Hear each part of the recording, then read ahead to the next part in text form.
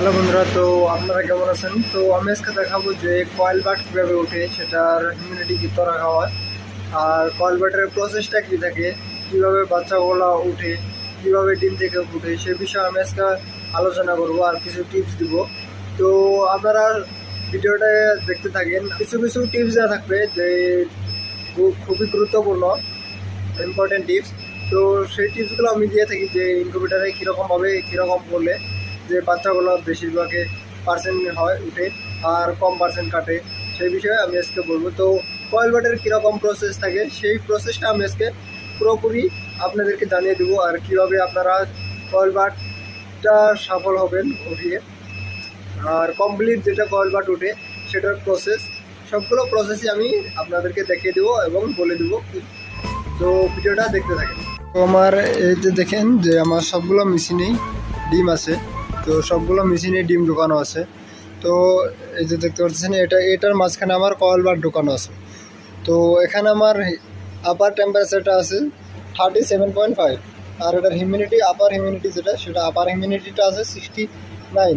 তো এটা আমি আপার হিউমিডিটি আর যেটা আপার টেম্পারেচার, তো এটা আমি এখানে অ্যাডজাস্ট করে নিয়েছি। তো আপনারা এইভাবে করে নেবেন। তো আর যেটা আপনার মুরগির যেটা কয়েল বাটটা আমি এখন দেখাবো।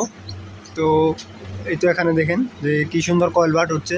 তো এই দেখেন কী সুন্দর কয়েল বাট, খুবই ছোটো কয়েল বাটের বাচ্চাগুলো, খুবই ছোটো, কিন্তু কারণ এগুলো ডিমই দেখতে পাচ্ছেন কত ছোটো ডিম। আর এটা এই যে এটার মাঝখান থেকে ডিম ফুটে এটা কয়েল বাটটা উঠেছে, এই দেখেন এরকমভাবে বহুতই আর কি কয়েল বাট উঠেছে এরকমভাবে। এই তো দেখেন এই যে এটার মাঝখান থেকে কয়েল বাটটা এটা বাইরে হলো। তো এইভাবে আপনারা রাখবেন। তো এগুলো সবগুলো ডিমের আপনারা যেগুলো বের হয় সবগুলো বের করে দিবেন।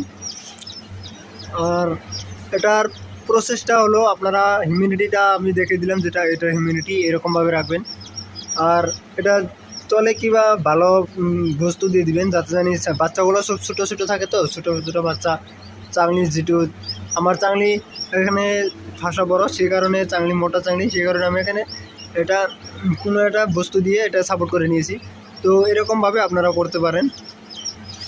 আর এরকমভাবে যদি কয়েল বাটটা যদি আপনার এরকম উল্টে থাকে তো আপনারা সিধে করে দিবেন, দেখেন। তো এই বাচ্চাটাও আপনার উল্টে রয়েছে, তো এইভাবে আপনারা সিধে করে দিবেন। আর এই দেখেন এটা ডিমের ফুটে এটা আপনারই বের হচ্ছে, তো এটা আমি বের করে দিব। এরকমভাবে আপনিও বের করে দিবেন, কারণ এগুলো যাতে উঠতে সুবিধা হয়, বাচ্চাগুলো সবই দিক দিয়ে আর কি ভালো থাকে। এগুলো আমি ডিমও দিয়েছি, মুরগির ডিমও দিয়েছি এগুলোর মাঝখানে। তো আপনারা চাইলে এভাবে দিতে পারবেন, কারণ আমার এখানে মোটামুটি 500 ডিমে ছিল। 500 ডিমের থেকে আমার 50% কয়েল বাট উঠে গেছে। তো 50% কয়েল বাট উঠেছে, তো আমি সেগুলোও দেখাচ্ছি।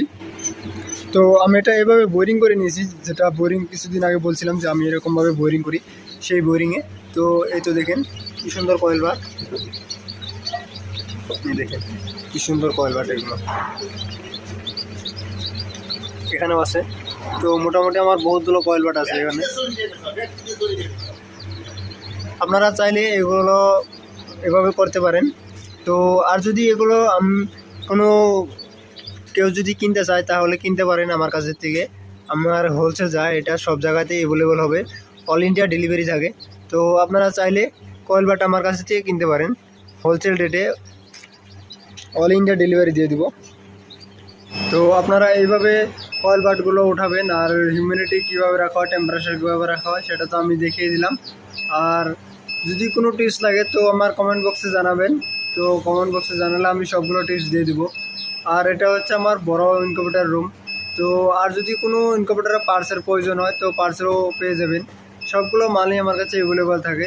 তো যদি যেটার প্রয়োজন হয় সেটাই আমি দিয়ে দেবো। যদি কোনো অটোমেটিক মেশিনের পার্টসও প্রয়োজন হয় তো সবগুলো পার্টসই পেয়ে যাবেন। হোলসেল রেটটা আলাদা হয় আর রিটেল রেটটা আলাদা হয়।